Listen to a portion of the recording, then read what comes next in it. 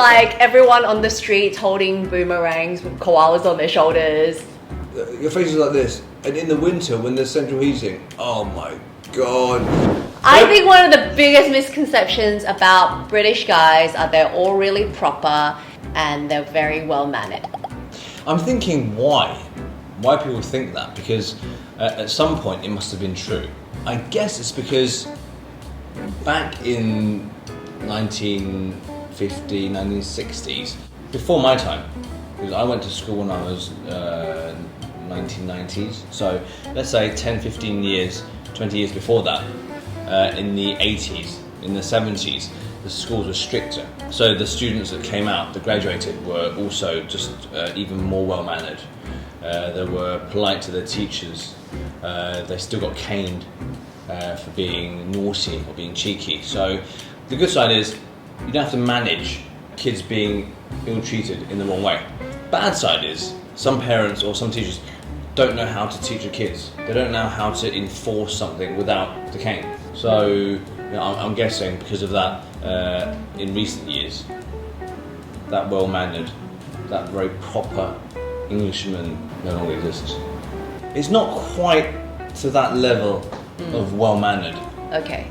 Moving swiftly on, is London really humid because of the fog there? Apparently, the reason why England used to be foggy was because of the industry, the factories, the pollution that came out of the factories, and that was back in the 19th century, let's say 1950s. Okay, so the fog was pollution. Yeah, pollution. And in terms of humidity, there's nowhere more humid than Hong Kong, Singapore, Southeast Asia. So all of that is a complete myth. London, it's actually really dry. It's dry. Your face is like this, and in the winter when there's central heating, oh my god. Your face is dry, your nose is dry, everything is dry. It's uncomfortably dry. It's actually very dry for your skin, which isn't a good thing for us chicks because... Or anyone, or human beings. More wrinkles. We're talking about dry. Australia is even worse. Australia is super dry, depending on which state you live in as well. So different states have a different level of dryness, but overall Australia is very dry. Is there any season in Australia where it's less dry? Summer, I'd say. It's so hot though, it's so hot. It's like so 40 hot, yeah. degrees or something you said. Maybe you get a bit of moisture from your sweat. It's so hot, like especially in the past few years, my parents have told me that Sydney reaches 47, 48 degrees, which is so hot. So if you've parked your car outside on the streets, literally it will burn your butt when you sit inside the car, and it will burn you when you touch the doors because it's so hot. And that's a huge problem because of global warming. It's not pleasant. So parts like Northern Australia, it's even hotter and drier because Northern Australia is majority like desert. Generally, most times of the year is quite good. It's dry. Some people like that. I mean, you prefer drier weather. But that temperature, like the hotness of the temperature, I don't think it's something I like. The grass is always greener, so being in Hong Kong, it's very muggy, it's very moist. So it gets to you, you know, you're always sticky, sweaty. Too humid.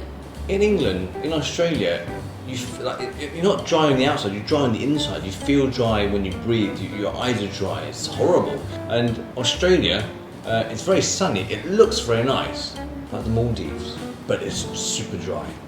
I think one great thing about Australian weather is each season is very defined. Like there are places in the world where you don't have a summer or you don't have a winter, or like the difference between summer and winter isn't that vast, but in Australia it's pretty vast. So you do get 4 seasons of the year, which is a good thing. Most of the times the sky's really blue.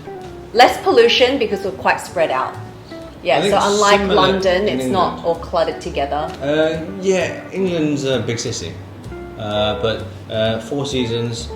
Summer, it's still bright and sunny at 9 o'clock. In the winter, it's cold and it snows.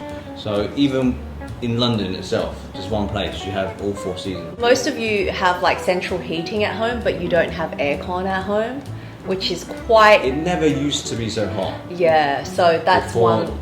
the earth got sick. Yeah, I know. So that's one issue. Maybe you guys, like, maybe a lot of people The earth shouldn't be sick anymore. Yeah, well, maybe a lot of people need to put air conditioners in their houses now. That too. Or just the earth don't be sick anymore. We see these pictures, we hear these stories all the time. Massive spiders. Actually, those are more common. Like, I get asked this question, and in my head, I'm thinking, are you serious? But I understand why. People always ask me, oh, so can you like readily see koalas in Sydney? Oh yeah. And I'm thinking, no.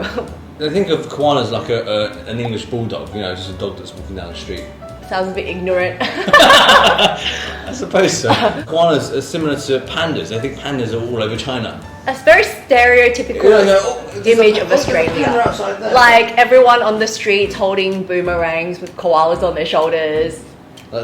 You have to go to a zoo or like a special like kind of koala zoo farm / place to see koalas. Yeah. And kangaroos. You don't find a kangaroo hopping around Sydney, even in like suburban areas. Like I live out west and you don't But see they eat kangaroos too. Yes, we do eat kangaroos.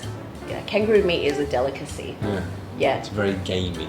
It is very gamey. I've tried it before, but yeah, I don't like it. If you drive about 3 or 4 hours away from Sydney, you do see signs on the road that says, oh, careful, beware of kangaroos hopping across the highway, beware of wombats and koalas.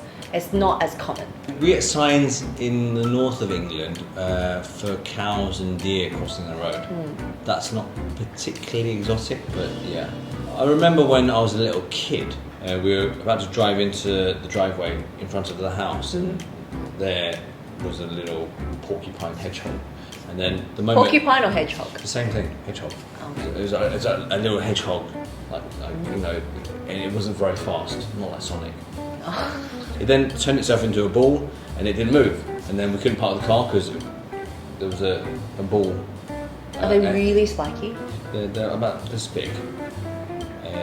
We didn't feel the spikes, so we got our hockey stick and rolled it down the drive. Did it actually roll? I don't remember. I think it rolled slowly.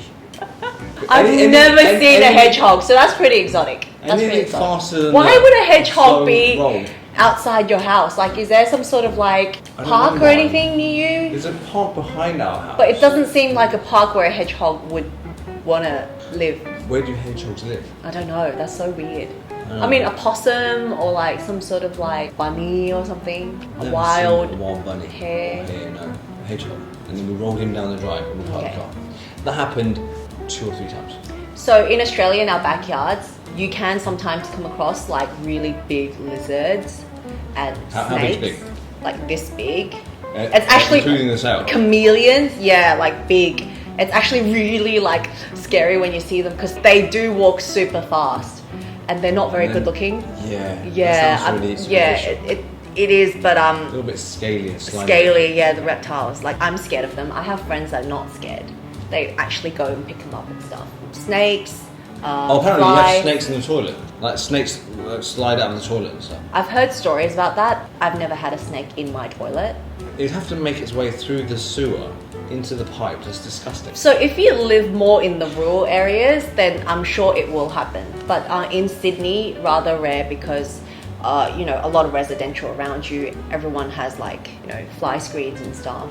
And they're crocodiles. There are crocodiles in Australia, yeah. In your backyard. No, crocodiles need to live in a specific like temperature and living environment. They can't survive in your backyard.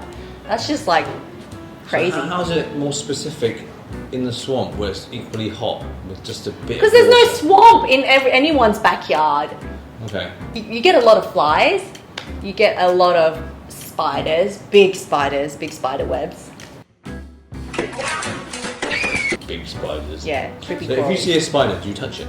No, I'm a bit scared. Not even with a stick. You've seen Spider-Man, right? The webs, like shoot webs at you. Yes. Some people actually enjoy the wildlife that comes and goes around where you live and your school. I guess in Hong Kong we only have Cockroaches, mosquitoes, a lot of these rats. Yeah, dirty bugs. I have an idea of where I'm going in the future, where I'm going to retire. So when we're older, He wants to retire in Australia. because Can you imagine Sitting at the being beach. looked after in an old person's home Why? by a blonde, blue-eyed, Yeah, but you'll have that in London anyways, like blonde, blue eye. without the blue sky, maybe. Maybe without the tan. So if you go to Bondi Beach, there are a lot of like nice-looking guys and girls there that have got really nice tans. She wants it too. She wants to be looked after by Chris Hemsworth. Yeah, it's a fat dream.